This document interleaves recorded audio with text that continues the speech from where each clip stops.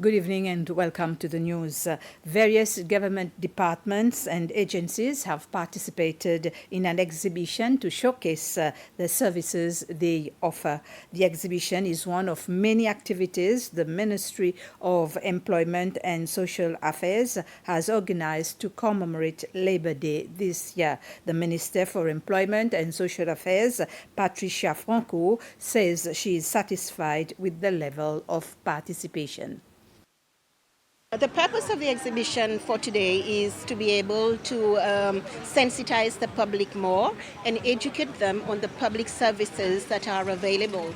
We have worked very closely with the Public Service Bureau to ensure that as many MDAs that can showcase what they actually do, that will be able to give more information to applicants or also the public so that they are in a better position to understand and maybe resonate with the careers that they wish to choose, so that in the longer term they may be a little bit more, I suppose, focused, but also very clear about how they move forward. So today is one of the activities that we are actually doing to celebrate Labor Day, and for us also to show gratitude, but also to acclaim these people who work so hard in our way, to say thank you for the work that you do. President Wavel Ramkalawan has appealed to employers to ensure that the work environment is fair and safe for all workers. And he has called on workers to demonstrate commitment, integrity, and productivity through hard work, perseverance, and devotion. His appeal and call are part of his message on Labor Day, which is the 1st of May. President Ramkalawan, at the beginning of his message, salutes all workers for their role in nation building and their contribution towards our national development and progress. He says that as a nation, we have a lot to be thankful for in terms of our strength and unity when the situation calls for such. He adds that late last year, the industrial explosion heavily impacted many enterprises in an important economic location and disrupted the whole country. Yet, contrary to what could have been expected, practically no loss of jobs was recorded. Both workers and employers showed how resilient men and women of this proud country can be in the face of adversity by adapting to shocking circumstances and, more importantly, in finding solutions.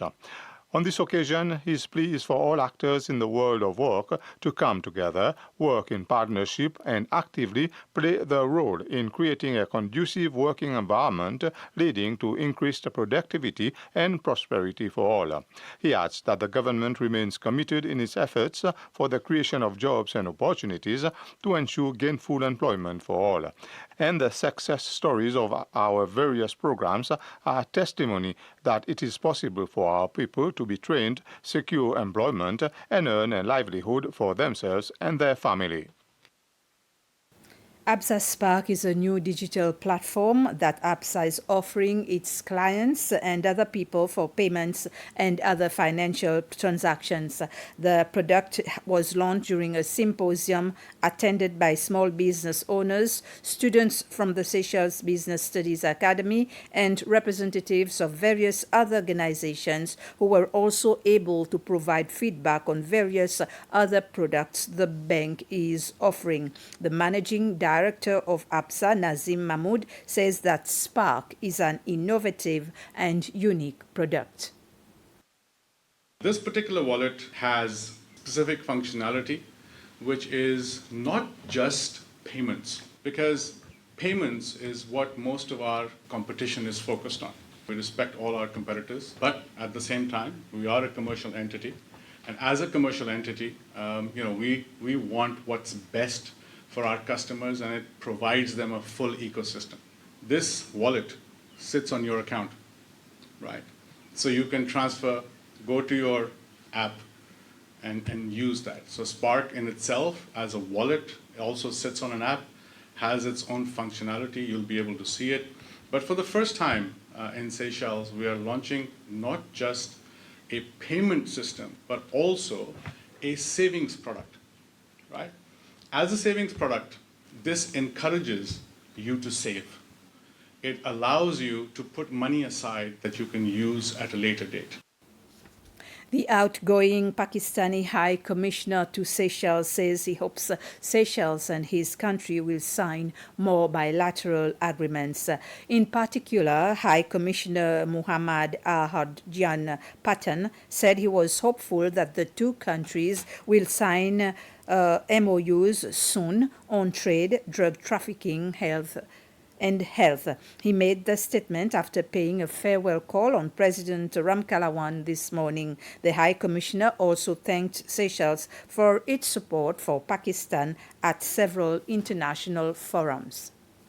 We had a very fruitful discussion. I thank the Honorable President and the people of and the government of Seychelles for supporting Pakistan at all the multilateral fora, including the United Nations and the Security Council. And we are very glad, and we have seen the momentum has taken a high pick in Pakistan-Seychelles relations with the visit of the Chief of Defense Forces to Pakistan in November 2022, and then a trade delegation that attended Pakistan Trade Conference in Johannesburg in November and December 2022.